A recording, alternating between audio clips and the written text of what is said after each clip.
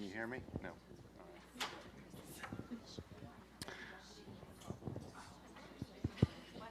All right. I'd like to call this meeting of the Northeast ISD School Health Advisory Council to order. Let the record show that a quorum of SHAC members are present. The meeting is in compliance with Section 28.004 of the Texas Education Code and applicable board policy. The council's meeting today will address only topics on the agenda. No other topics will be discussed during the meeting.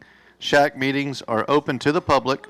Guests wishing to address the SHAC may do so by emailing the SHAC committee at shac@neisd.net. Any persons that cause disruption during the meeting will be asked to leave. Thank you for your cooperation. The first item on today's agenda is the approval of the minutes from August 23 of 2023. Is there a motion to approve the August 23, 2023 minutes? So moved. You're going to have to help me with names. Debbie. Debbie? I'll second. And Sean seconded. Is there any discussion? All those in favor say aye and raise your hand. Aye. All those opposed say nay and raise your hand. The motion is approved.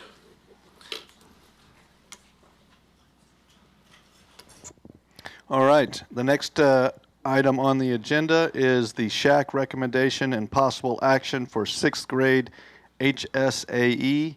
Ben Elliott, our chairman, is not able to join us today. So at this time, Diana Parker, the vice chair of the Classroom Health and Sex Education Standing Committee, will present the committee's update on the 6th grade HSAE and abuse prevention curriculum. All right. Hello, everyone. Thank you for being here this afternoon. My name is Diana Parker. I am the vice chair of the Classroom Health and Sex Education Committee, also known as CHASE. As you know, Ben Elliott is the chair. He usually does these presentations, but he has a work conflict today, so I am pinch hitting for Ben today. Before we begin, I'd like to quickly introduce the CHASE committee members. So if y'all could just stand when I call your name. We have Tony Kamen, Ron Scheibe, Ben Elliott's not here, Christy Bergette, Bonnie Scott, Sean Metcalf, Katie Steinhoff, Emma Kelly, and Marisol Madden. The CHASE committee wants to honor the time of each SHAC member here today and move the conversation forward efficiently. We trust that you have looked over our suggested edits and the information that was sent to you in preparation for this meeting. I do know that we have quite a few new SHAC members this year, so I'd like to explain our process so far with regard to the choosing the best curriculum. Last spring, CHASE recommended that the Board of Trustees adopt the Choosing the Best curriculum for 6, 7, 8, and Health 1 levels of classroom, human sexuality, and abstinence education instruction, with the caveats listed here. You can read over them, but please note, the recommendation is that the program is adopted without printed student handbooks, only with videos, teacher guides, and slideshows. The student note-taking guide is to be created by the NEISD Department of PE and Health. These note-taking guides and all instructional materials are to be made under the guidance of CHASE Committee and require approval of SHAC and the Board of Trustees prior to implementation in the classroom. The teacher guides are to be adapted to meet district guidelines, fully align and not exceed the Texas Essential Knowledge and Skills, and edits to the script and guide phrases are to be made per the direction of CHASE Committee and approval of SHAC. The videos are to be edited within reason by the Choosing the Best Publishing under consultation of the CHASE Committee. We also added a key message in all the materials at the beginning and end of every lesson, and the key message states, abstinence from all forms of sexual activity, when used consistently and correctly, is the only 100% effective method in preventing infection with STDs, including HIV and AIDS, pregnancy, emotional trauma associated with adolescent sexual activity. SHAC approved the recommended Health 1 edits in May, and the Board of Trustees approved the final Health 1 curriculum materials, which will be implemented this fall. Our goal today is to put forth Chase's recommended edits to the 6th grade Choosing the Best curriculum to the SHAC for a vote to recommend these edits to the Board of Trustees. The Board of Trustees votes on adopting the curriculum. SHAC's job is just to make a recommendation. The Chase Committee has met 5 times since September 1st and has spent extensive time engaging in discussion and thoughtfully crafting edits to the curriculum. The Chase Committee approached making the edits to the curriculum using Texas law as the filter. First, the Texas education codes. So the human sexuality and abstinence education in Texas must follow these laws. Texas Education Code 28.004, which says that the curriculum must be abstinence-based and also establishes that the SHAC must approve it. There's also opt-in requirement. So HSAE and violence prevention are opt-in only in any ISD. Active permission is required from a parent or a guardian for the student to receive instruction. Also, Texas Government Code 2273, which states a school district may not use taxpayer resources in any transaction with an abortion provider or an affiliate of an abortion provider. And Texas Education Code 26.008, which speaks to the parental rights to information of what their children are being taught in the classroom. Slide. Yes.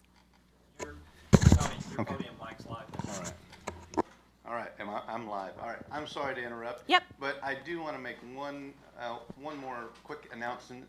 I want to thank Chef Marnique and all of the Lee students from the culinary school there at Lee High School for lunch. Y'all did a fantastic job. Thank you so much. I'm sorry to interrupt, but I had That's to, okay. Yes, absolutely. I skipped over it on it was a Oh, yeah. mistake on my part, but I wanted to. Yeah, of course. to Well done, make guys. notice. So thank you Awesome. again. Yes. All right. And these are just the codes that I just went over. So we can go to the next one and the next slide. Okay. Also, we use the Texas Essential Knowledge and Skills, which we refer to as the TEKS. And these are written by the Texas Education Agency and adopted by the State Board of Education. The TEKS are the state standards for what students should know and be able to do in each subject and grade level. Note that the TEKS relating to HSAE are labeled as reproductive and sexual health. You'll also notice that especially in the lessons that correspond with 6th grade, that the violence prevention and TEKS overlap into these strands. This is just a snapshot of some of the reproductive and sexual health TEKS. This is not a comprehensive list. In making edits to the 6th grade Choosing the Best curriculum, Chase was consistent with the changes that were made for the approved high school curriculum. We maintained that the health and safety of any ISD's students should be the top priority, and we worked within the Texas education codes and the TEKS and not an inch past. I want to point out a few items. In the documents that you received, the yellow highlights correspond to additions. The green highlights correspond to an activity that we added to meet a specific TEK, and the strike through corresponds to deletions. And now I'd like to draw your attention to some noteworthy changes. First of all, in collaboration with Choosing the Best, we recommended changing the sequence of lessons so that the Lesson 5 abstinence lesson comes before the Avoiding Unhealthy Relationships lessons. We wanted to give the positive message of abstinence to the students earlier in the sequence. We also reworked the sexting lesson in Lesson 6. We removed the scenario of the boyfriend-girlfriend and Choosing the Best video due to it not being age appropriate, and it was quite dated with the people using flip phones. We replaced the video with the previously used and SHAC approved video that was used in NEISD for sexting, and we reworked the follow-up questions to correspond with the new video. Choosing the Best is on board with these changes because the message is the same. Finally, I want to point out additional recommended edits that Chase made after you received your materials. In Lesson A, slide 20, we deleted where it says discussing, they're going to be discussing changes in puberty with a partner. We changed that to just review the changes in puberty in your note-taking guide. Also, we added ideally until marriage after sexual delay in the beige box to be consistent with what we've done in previous lessons. And lastly, for consistency purposes, we added the word legal in front of the word consent in the definition of sexual violence. That's all I have. Thank you.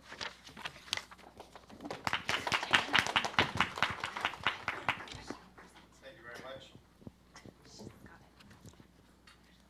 I'd like to see, is there a motion that we can approve all 6th grade HSAE and abuse prevention instructional materials, including the student note-taking guide, teacher tools and scripts, and teacher training and materials?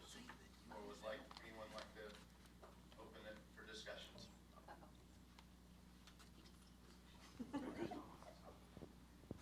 We were going to make sure you're opening for discussion, and then you just did, so we're done. I was just turning the microphone on. Is there a comment, question? No? I think previously we made the motion, got a second, and then opened for discussion, and then goes to vote after that. I think that was how we did it. So, I'll say it again.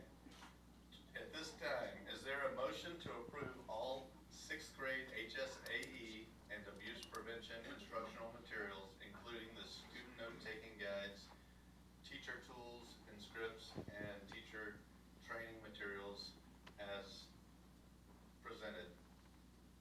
I move. All right, we have a motion by Sean, we have a second by Bonnie. All those in favor? Nope. Nope. Now you need to have discussion. Oh, come on. Somebody train her. Is there discussion? Okay, we have a motion and a second. Is there any discussion? I'm actually going to throw out there real quick, we need to make a friendly amendment to the changes Diana talked about that were not presented until today. Do we need to do that because they didn't have access to that before? That's why I mentioned Okay. as presented. Okay. Okay, someone. We are going to ask that if you do have a comment, please make sure you have a mic. Yes, I have a question for the committee. Is the edit that says delay sex and where you're adding ideally until marriage, is that marriage comment required by Texas law, or I'm just interested in where that came from? It is directly from the TEECs. Okay, thank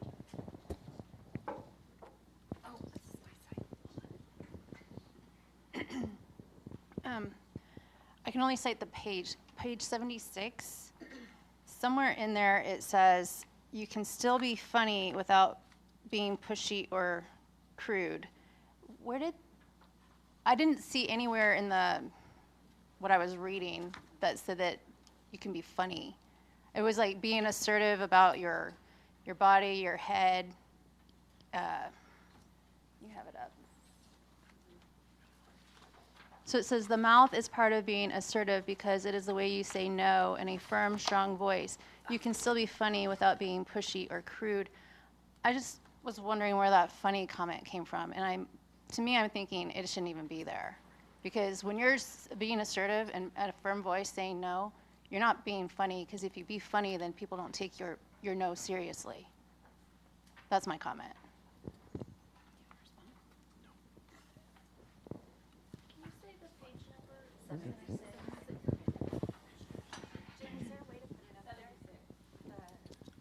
We can.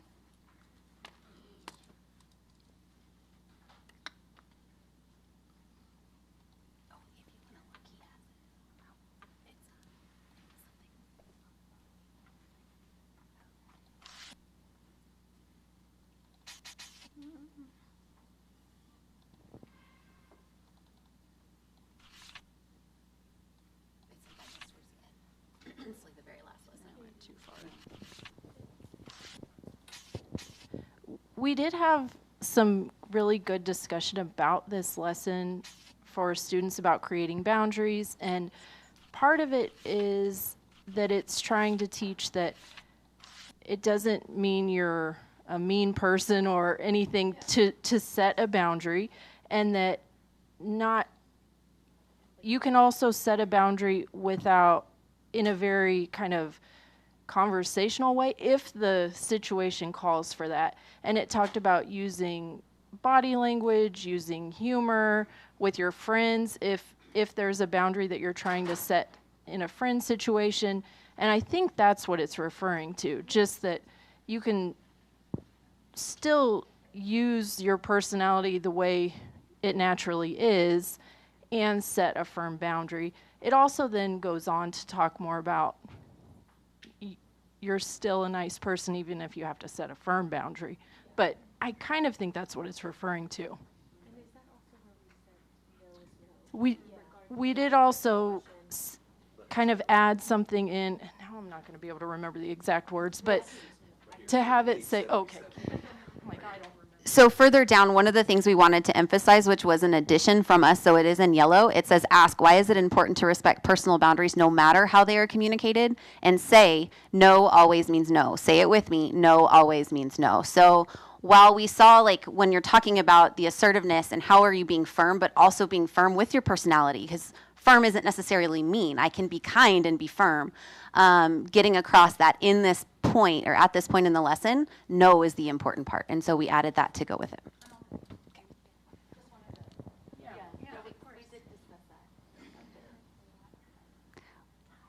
One of the thoughts I had when I was reading the part crossed out on page 76, is there a way, or is there another topic that maybe I missed, where you actually have the opposite problem, where somebody's saying yes, but they actually mean no?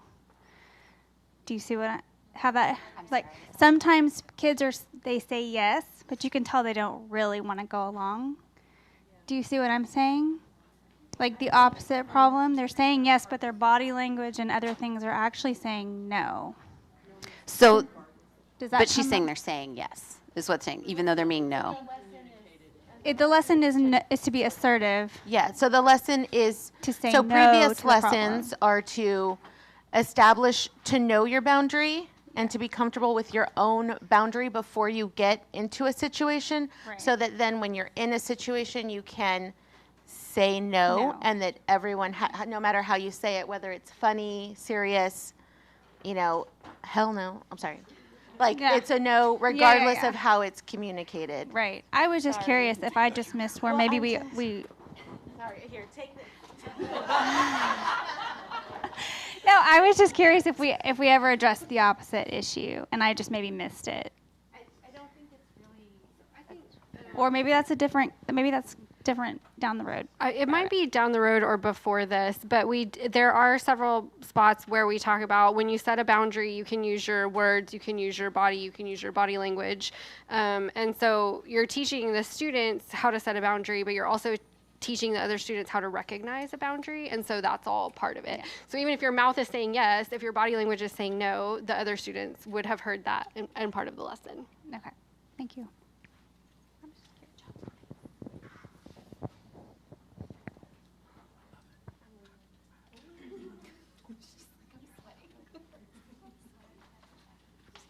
Any other comments, questions?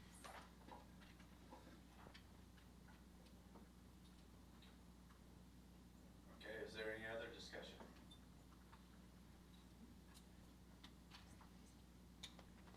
All right. So, we don't need to bring any amendments, do we? No, but now you can put the motion to a vote.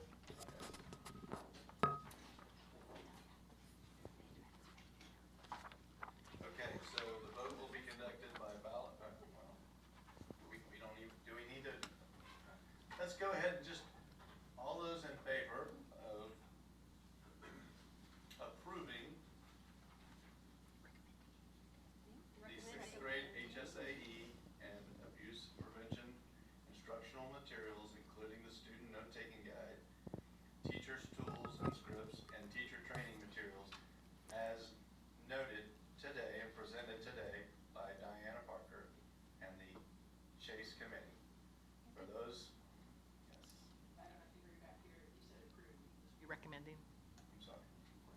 Also, Tony, if we're going to do a voice vote, we have to have numbers because according to the bylaws, we have to give the exact numbers to the board. Okay, so would it be better than just to do? Probably would be better to do a paper vote so we can have a record. Okay, let's do a paper vote then. So, the vote will be conducted by ballot for accurate reporting, to the board of trustees. Brandon Turner and Mitch Ganot, the tellers. No, we got ballots. Oh, yeah, we have ballots. We have ballots. But I love the enthusiasm. Yes. They were like.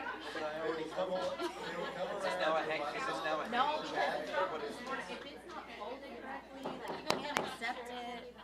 Okay, on the ballot provided. Can I get everybody's attention, please? Sorry. On the ballot provided, please mark yes to approve the motion or no to disapprove the motion. After making your choice, fold your ballot in half.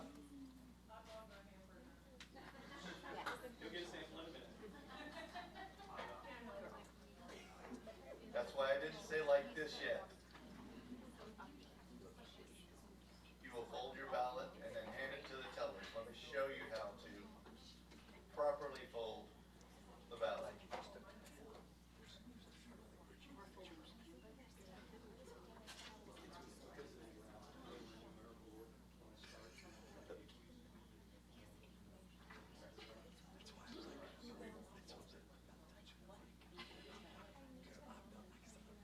Okay, you will fold the ballot in the long direction, like a hot dog bun.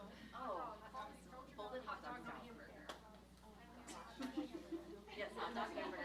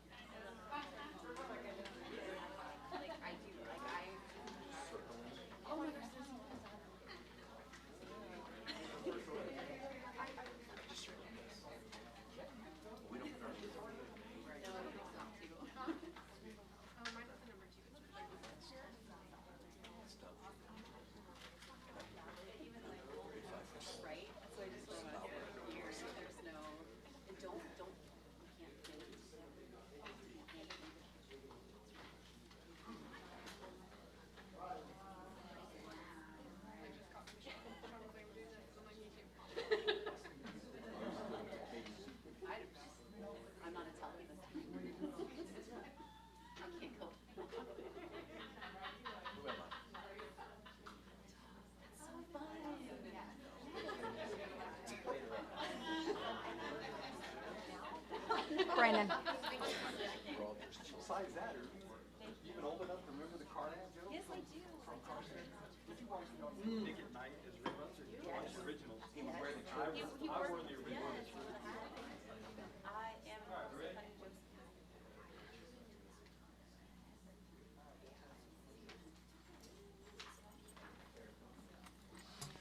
You all are welcome to move to the next agenda item while they count, and then they can come back and read the teller's report, or you can wait. It's your call.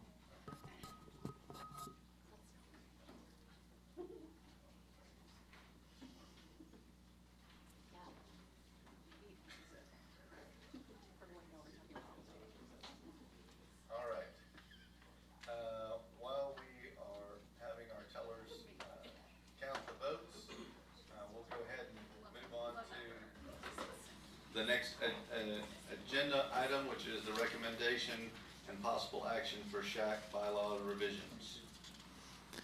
So at this time, there's been a lot of comments going back and forth in discussion with the bylaws, and we don't have an executive committee yet because the standing committees have not had an opportunity to elect except for the Chase committees, their chairs and vice chairs. So at this time, we would like to make the recommendation from up here that we table the bylaws until the November meeting to open up some time at the end of this meeting for the, which is actually on the agenda for, if time allows, standing committee work, so that you guys can elect your chairs and vice chairs and also start to set a schedule and talk about what you guys want, what you guys are going to be accomplishing this year. So if we can get a motion from the floor to table the bylaws to November, that would help us move this along. Debbie Debbie moves. Do I have a second? Bonnie seconds. All those in favor say aye and raise your hand. All those not in favor say nay and raise your hand. Motion passes.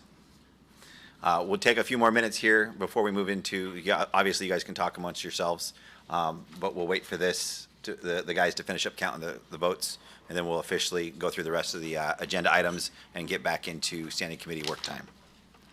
Ron, if maybe while we're waiting, kind of go over how standing committee officers are named, maybe kind of go over that. I have it on the slide here. I can do it if you want. But that way, when they go into their standing committees, the first order of business is going to be to name those officers. That's a fantastic suggestion, Jessica. Jennifer. Jennifer. Thank you, Bob. It's okay. I'll be Bob. If you wouldn't, you can see behind me, so. Absolutely. No, absolutely. I've got it. So first order of business when you get into your standing committees, which you're already seated in them, so this will be easy, is going to be to name your officers. So that'll be a chairperson and a vice chairperson, both BDF local and, it was a bylaw revision. The standing committee chairperson must be a parent. So that's one thing we just want to make sure that is there. And the process that is in the bylaws is that it's really a volunteer. So basically your committee will say, hey, does anybody want to serve as the chairperson? And if only one person says, yes, I want to do it, congratulations, you are the chairperson. If more than one person wants to serve as the chairperson of your standing committee, then your committee will need to vote. And if you need help with that, we don't have ballots for those. We'll just use the notepads that are on there and everybody can tear one off. But if you need help collecting and counting those, let us know. I can come around and help, or Ron or Tony can come around and help. Really anyone from the Chase Committee could, because you all don't need to name officers because you've already done it. Same thing would happen with the vice chair. If no one else volunteers, then you, if it's just one, then they get it. If there's more than one, then you'll vote.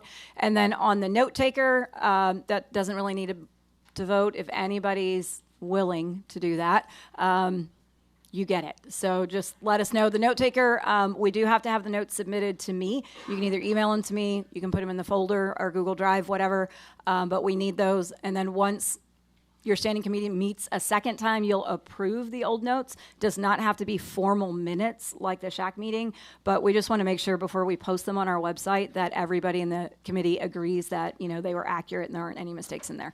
So just, that's really the first order of business when you get into your standing committees, is determine who the chair, the vice chair, and your note taker is going to be. And then you can start talking about the work ahead. Yes.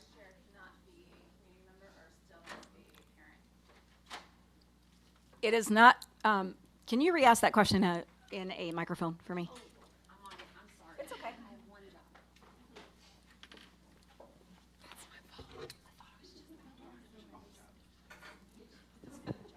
Just wanted to clarify, because it's not up there. The chairperson must be a parent, but the vice chairperson must be either? So it's not specified in the bylaws. In BDF local, I believe at some point it says that a district employee could serve as a vice chair. So it would seem to me that the vice chair could be anyone, a community member or anyone in the committee, but the chairperson has to be a parent. Thank you. Katie, another. Oh, Brandon's busy. Okay. He's tellering. For the chair and vice chair, do they have to have been, can they be new, or do they need to have a year or whatever on the committee, or? There's nothing in the bylaws that says that they need that, and I would venture to guess some of our standing committees have a lot of new people, so good question.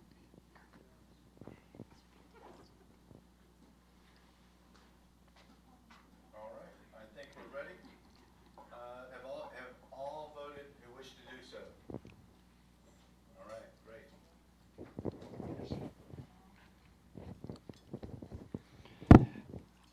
Mr. Chairman, 30 votes cast, 29 yay, 1 nay.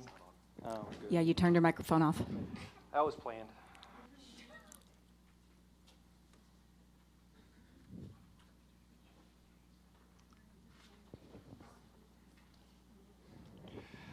Mr. Chairman, regarding the Chase recommendation for HSAE 6th grade. Still? It's still not working.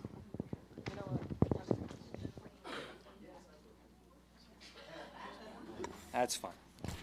Better? Mr. Chairman, regarding the Chase recommendation for 6th grade HSAE, 30 votes cast, 29 yay, 1 nay, no illegal votes. Thank you very much.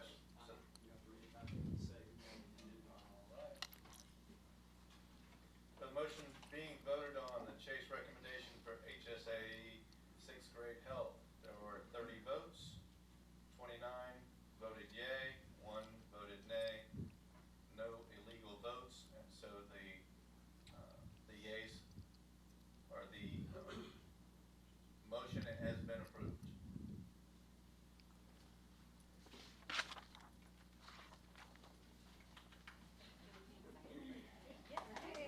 Hey.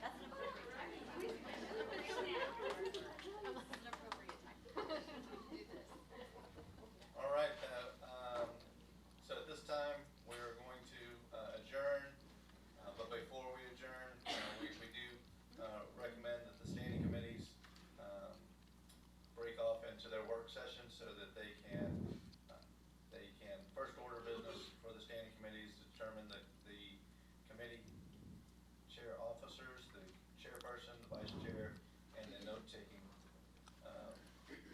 role.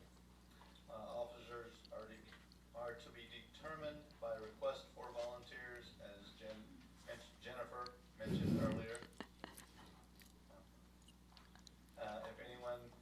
If any more than one person volunteers, the committee will have a vote until one has been selected by majority of the committee. Please provide the names of all the chair, vice chair, and the note-taking committee to the SHAC facilitators as soon as possible. With that, it is 12:47, and the meeting is adjourned. Before we leave, I'd like for Ron to go ahead and mention some of the reminders and upcoming events. So in October, we have National Bully Prevention Month. Wednesday, October 4th, we have National Walk and Roll to School Day. October 9th, regular board meeting, student and staff holiday. And October 9th is when hopefully the board will be voting and approving our recommendations for what we voted on today. So thank you everybody for being here today to get that moved forward. October 9th to 13th is National School Lunch Week. October 13th is the 18th annual Jerry Comlanders for the Kids Golf Tournament, hosted by Northeast Educational Foundation. October 23rd to the 31st is Red Ribbon Week. And October 25th is the next SHAC Standing Committee work session at Northeast Sports Park. And that is all of the reminders, upcoming events, and announcements. Great. Thank you for everybody for making it here. Please go ahead and adjourn to your standing committees.